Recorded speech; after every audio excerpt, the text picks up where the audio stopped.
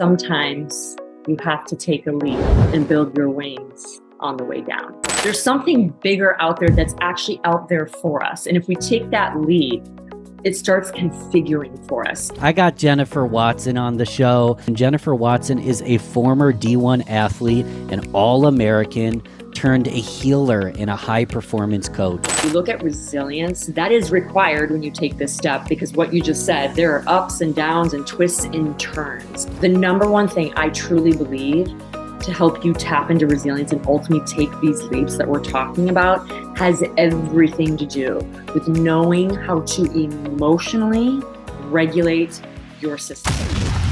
You're listening to the Real Business Connections Network.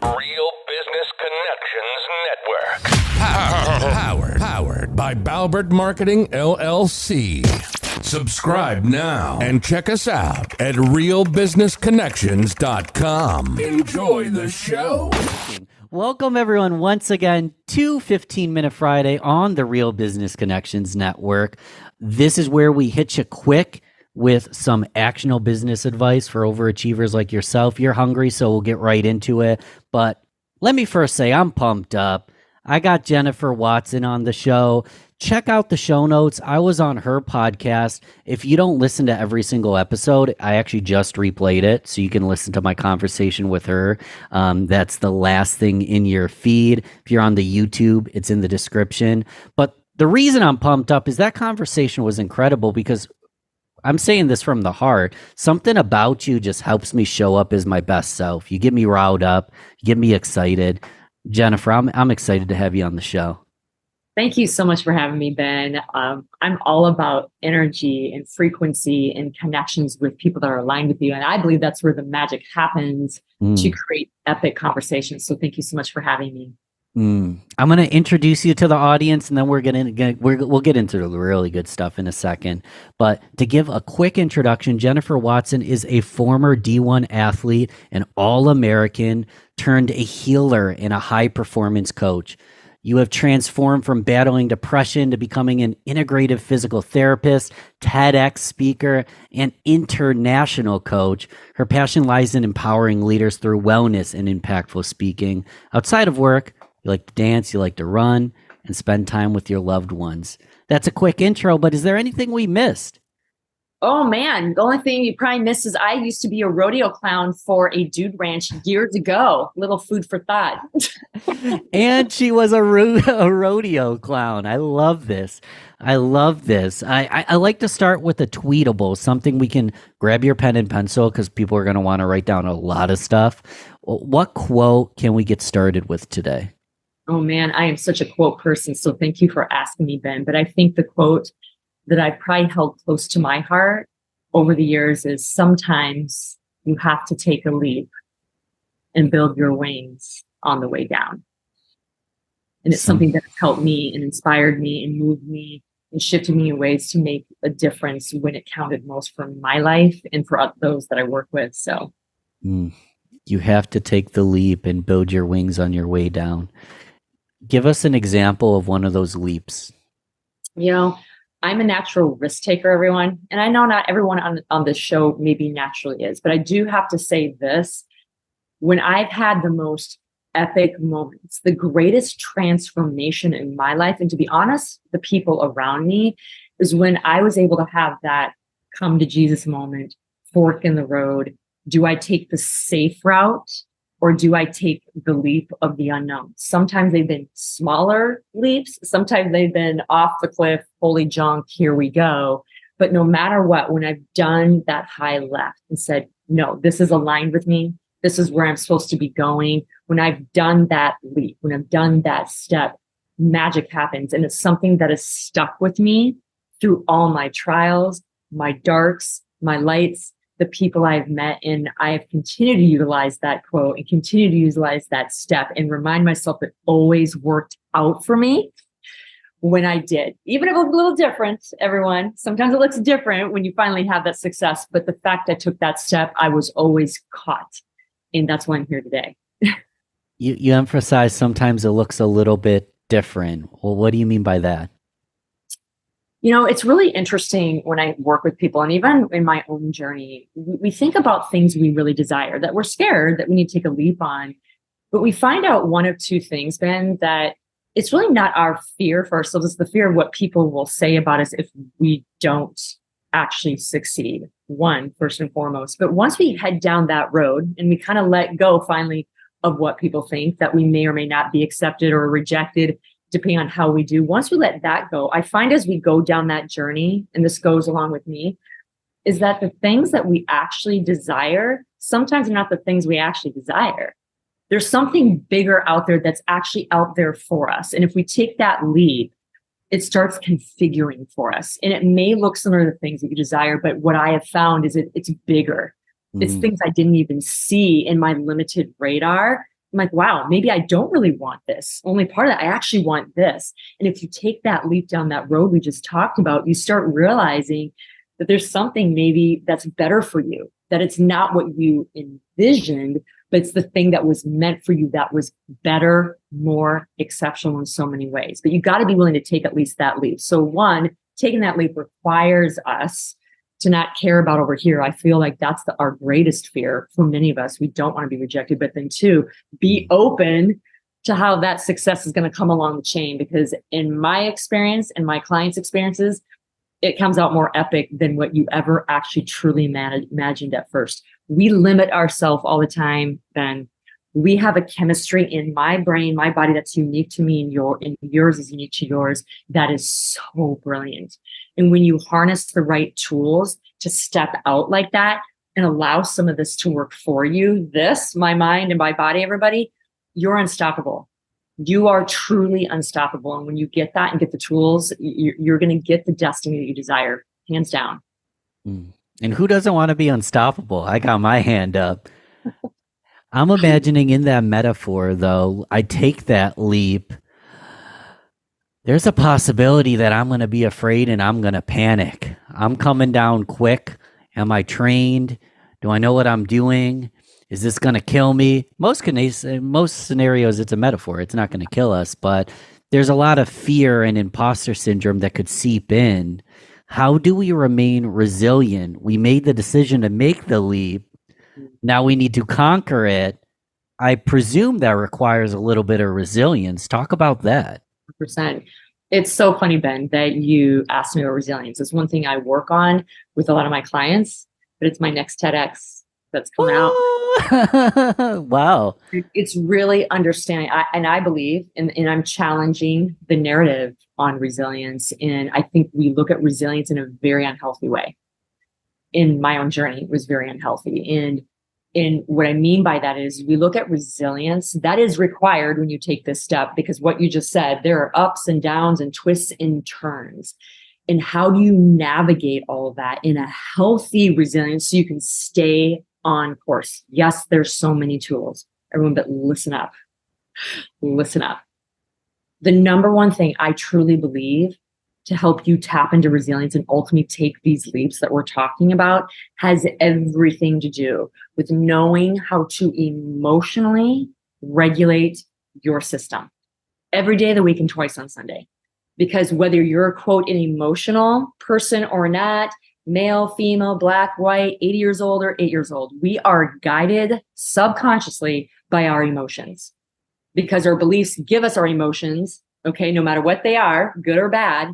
And the emotions give us physical symptoms that either stop us in our tracks and go back to what we know or move us forward into the life we truly desire.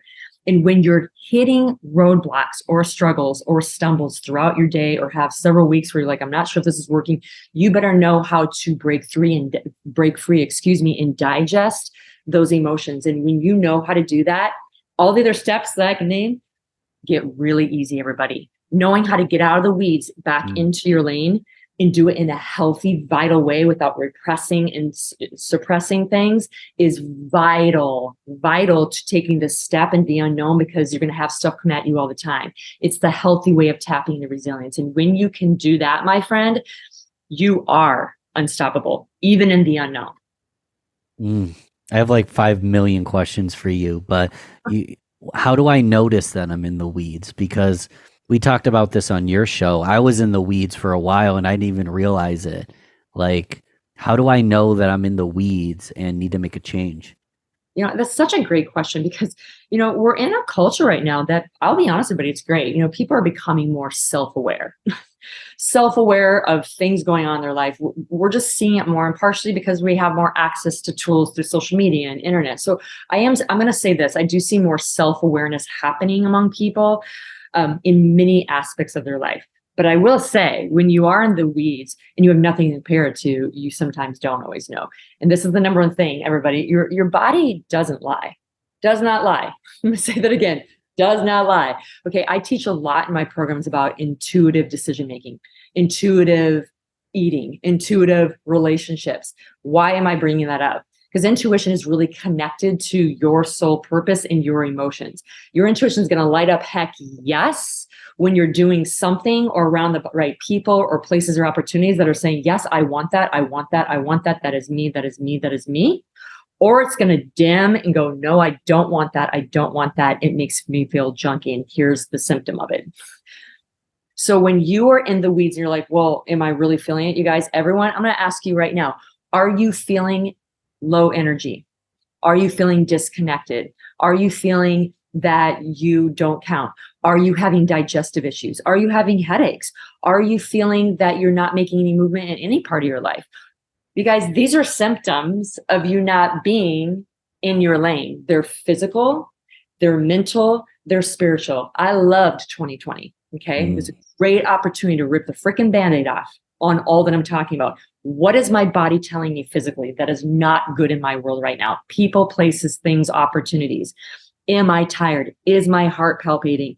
Am I feeling tension in my body? Am I over drinking? All these things, you guys, all it requires you to sit really quiet in your living room for 30 minutes and get super honest how you are feeling physically in your body. Don't compare to everybody else. It's about how are you feeling? And you guys, at the end of the day, you can say, yeah, you do. Yeah, you do. When you're willing to sit really quiet for an extended period of time and just sit. Believe it or not, you guys, I'm a neurochemist freak, okay? When you just pause, even for 5 minutes, and do nothing but pause, your brain is constantly active. It's searching for answers. So if you put something in, I'm trying to figure this out. I don't know if I'm in the weeds. I actually really don't know. I've asked that to myself during times in my life I wasn't really sure what was going on. Started giving it to me. Your brain is searching for information. You put a question in there and pause. There is power in the pause, and it will give you all the information you need. And you'll find out really quick. It doesn't take years to figure out if you're in the weeds or not. It takes 30 minutes because I'm all about rapid transformation. I believe it can happen, but you got to be willing to sit in the yuck and see what's going on, how you're feeling physically, mentally, emotionally. Do an audit on the people you're around, the places you're around. That is a start, everyone. And it's actually a really big start. And once you get that and you start getting connected to the emotions, then you think about the people you really like, and all of a sudden you light up. Ben and I were just having a conversation. He's like, Jennifer, you light me up. You shifted my energy. I'm like, you guys, that's what it's about.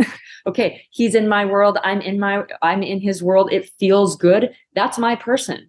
It's that simple, you guys. Your body doesn't lie. You don't have to make it overcomplicated. You don't have to have a physics degree. You don't have to be a millionaire yet. Just listen to this and be willing to feel the yuck and then go from there. And when you have that base, then you can start making these little steps, which, by the way, everyone, I don't like big leaps. I like the big steps because your brain and body are used to being in the weeds. So when you start doing big leaps, it's going to want to pull back more. So taking little steps, you'll start going, hey, okay, I see this. Okay, this might be a little okay. Then it starts opening up more. So when I say this stuff and you realize it, don't go and change 20 things in a day. Your body will react and it won't like that.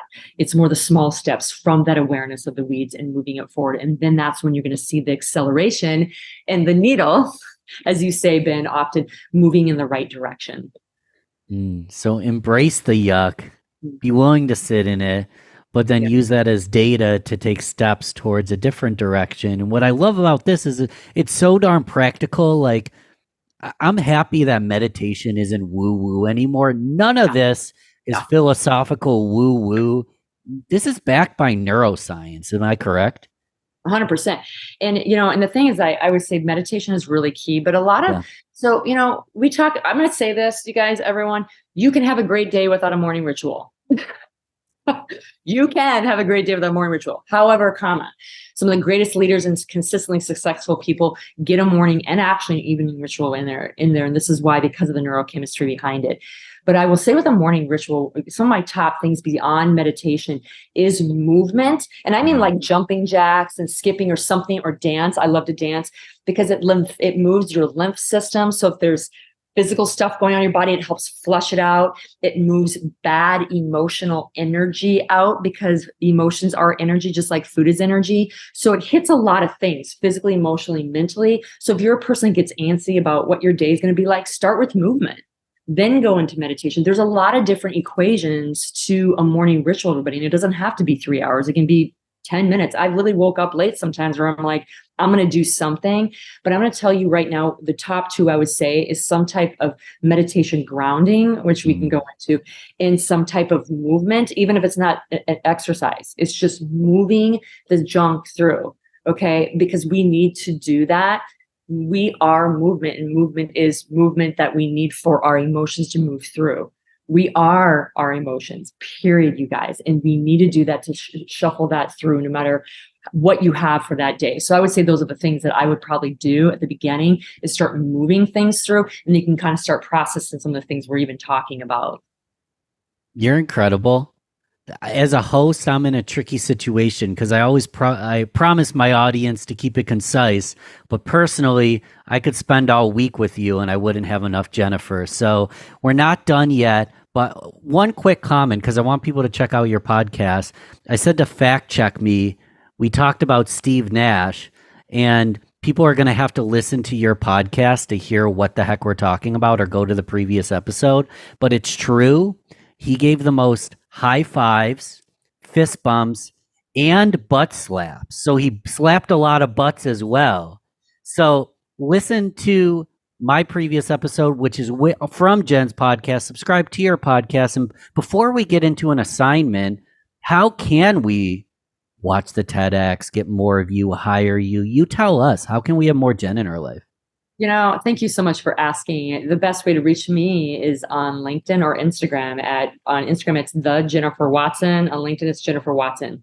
And I answer everybody in my own DMs. Okay, I'm going to get connected with you. If you want to look at I do a lot of speaking. Yes, I've done TEDx. I have a second one coming out next year that I'm excited about. And you can go on my website, Jennifer Watson Leadership, everybody. But honestly, I'm there to connect with you, and I answer my own DMs because I want you to receive from me and receive from what we are talking about, not only on my podcast, but here. So those are the best ways to reach me. I'd love to hear from you and see how this aligned with you. So it's fair to say you're not an AI. It's actually you there behind the keyboard. Not that I don't use AI once in a while, but yes, It is absolutely me behind the camera, the DM, the phone, all that good stuff. Absolutely. Love it. So some homework, because I want people to implement and integrate something we talked about and take that small step that we talked about to help start changing their life. And I honestly want them to think about you when they do it, because you're the one who gave them this homework assignment, this integration assignment. Give me and the listener at home I'm losing my voice. I'm excited. Give me and the listener at home something that we can start as early as right now or today, to make that baby step towards a better tomorrow. I love it. And you guys, I'm going to give you some next level PhD level stuff. This is a 5 cents. Okay, your 5 senses, everyone, plus your intuition, 5 cent step to just start getting used to what your body enjoys, being aware. We take information in 5 different ways, along with our intuition, right? Auditory, visual, what we smell, right? What we taste, right? What we feel. Okay, that's a lot combined with the intuition. What I want each of you to do this week, going into the weekend, get curious, pause for a second. Like we talked about early in the episode, even for 5 minutes, and ask a question. What do I like to listen to? And whatever comes to your mind, do that. What do I like to see? For me, I love sunsets. Love it. Do that. What do I like to taste? What is a favorite food of mine? Do that on all your 5 senses. And what I want you to do when you do that is pay attention to where you feel it, how you feel it, describe it in your body, because that is your body saying yes. which is the final sixth sense of intuition. It's saying yes in its unique way to you. This will then be the precipice for when you go out into your impact, your career, the things that you want and your success in your life, and taking an input in your five senses with the people, places, and opportunities you have, because you've already practiced it at home. You've practiced it by getting out of the weeds and going into what makes you feel good on a 5-sense level. Because again, you use these 5 senses when you're out connecting with people, places, and opportunities. And they're connected to 90% of your creative zone. Do you think we need that for solution making? Do you think we need it for creative projects? Do you think we need it for communicating well? Do you think we need it for higher energy? Yes. So 5-sense step, everybody. Practice that. Connect with how it makes you feel. Then you can now start trying to take it out into that new venture, going down that left path and with the people, places, opportunities that are absolutely waiting for you. Boom. You're amazing. Listener at home, send me a DM if you want a part 3. That was like the between talking to you on your show and you coming on my show, probably the best part 2-parter in human history, we'll call it. And I'm going to continue to support you. I encourage everyone at home to continue to support you as well. And thanks again for coming on the show, Jennifer. It was fun. Thank you so much for having me, Ben. Talk soon.